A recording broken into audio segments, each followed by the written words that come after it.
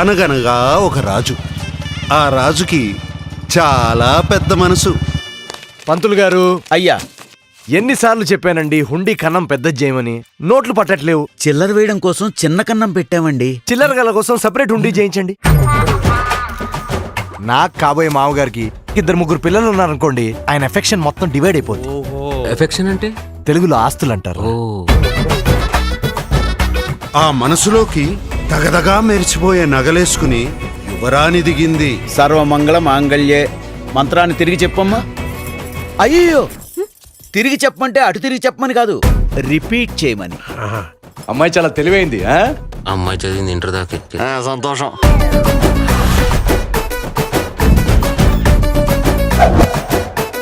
మీ కుక్కే brand? మాది golden retriever అండి. ఆహా, మీ బ్రాండ్? బ్లాక్ డాగ్ అండి. బ్లాక్ డాగా?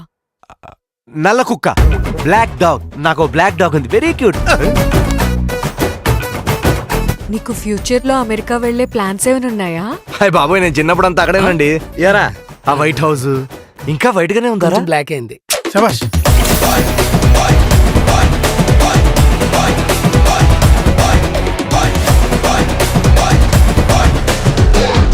అప్పుడు రాజుగారికి పెద్ద ప్రాబ్లం వచ్చింది.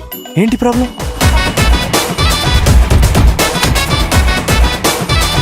నీతో ప్రేమలో నేను చాలా దూరం గెలిపించారు. ఇప్పుడు యూటర్న్ తీసుకోమంటే? నా ప్రేమ కుక్కట్పల్లి ఫ్లైఓవర్ లాంటిది, అక్కడ యూటర్న్ లేదు.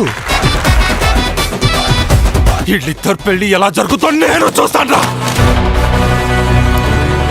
ప్రశాంతంగా ఉన్నోడిని ప్రశాంత్ నీల్ జోన్ లోకి తీసుకొచ్చారు కదరా.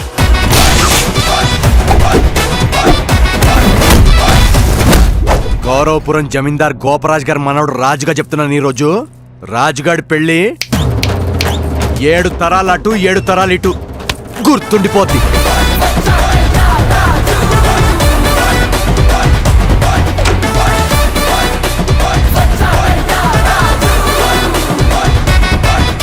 భూపతిరాజు గారు, పండక్కి అల్లుడు వచ్చేస్తున్నాడు, రెడీగా ఉండండి మరి.